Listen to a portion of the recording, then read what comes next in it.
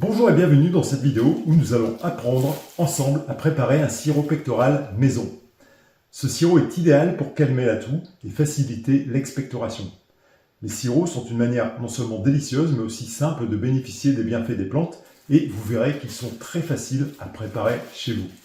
Alors si vous êtes prêts, c'est parti!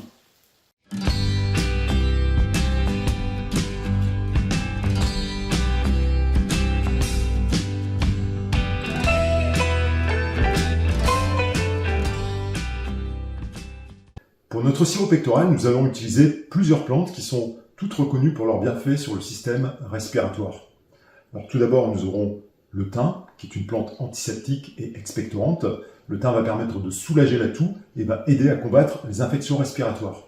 Deuxième plante, la mauve, les fleurs de mauve, qui est une plante adoucissante et émolliente qui va apaiser les irritations de la gorge. Ensuite, nous allons utiliser les racines de guimauve, qui est une plante adoucissante et expectorante, qui va permettre d'apaiser les voies respiratoires enflammées. Et enfin, une quatrième et dernière plante, la réglisse, sous forme de racines.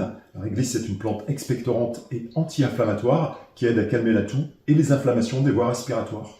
En combinant ces quatre plantes, nous allons obtenir un sirop aux propriétés antiseptiques, expectorantes et apaisantes. C'est un sirop qui va nous aider à fluidifier les sécrétions, apaiser les irritations et protéger les muqueuses respiratoires.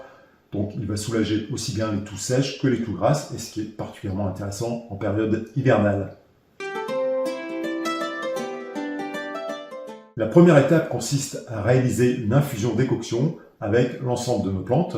Pour cela, vous allez ajouter 30 g de thym, 20 g de fleurs de mauve, 20 g de racines de guimauve et 10 g de racines de réglisse dans une casserole contenant 1 litre d'eau.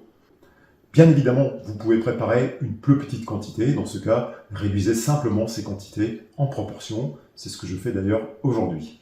Portez ensuite le mélange à ébullition, puis réduisez le feu et laissez mijoter doucement pendant 15 à 20 minutes. Une fois que l'infusion est réalisée, laissez-la encore macérer pendant au moins 6 heures à l'abri de la lumière. Après ces 6 heures d'infusion, filtrez votre préparation pour ne garder que le liquide. Pour garantir la conservation du sirop, nous allons y ajouter 1650 g de sucre pour 1 litre d'infusion. Donc évidemment, vous allez peser le liquide et rajouter le sucre en proportion. Cette quantité de sucre peut sembler importante, mais c'est vraiment essentiel pour que le sirop se conserve dans de bonnes conditions. Faites chauffer le mélange en remuant constamment jusqu'à ce que le sucre soit complètement dissous et que le liquide épaississe légèrement et prenne donc cette fameuse consistance sirupeuse. Une fois le sucre bien dissous, versez le sirop encore chaud dans un flacon, de préférence en verre brun pour le protéger de la lumière. N'oubliez pas d'étiqueter votre flacon avec le nom du sirop, la liste des ingrédients et la date de fabrication. Conservez ce sirop à l'abri de la lumière et hors de portée des enfants. Le sirop se conserve entre 3 et 6 mois dans un flacon bien stérilisé et hermétique, sans ajout de conservateur. Avec des conditions de conservation optimales, vous pouvez même le garder jusqu'à 1 an. Toutefois, il est conseillé de l'utiliser dans les 6 mois pour garantir la fraîcheur et l'efficacité des principes actifs des plantes. Pour aller plus loin, sachez qu'il existe de nombreuses autres plantes médicinales aux bienfaits complémentaires, idéales pour réaliser des sirops adaptés à chaque besoin. Par exemple, le plantain et le bouillon blanc pour apaiser les voies respiratoires, le coquelicot pour favoriser un sommeil réparateur, ou encore le sureau pour renforcer le système immunitaire en période hivernale.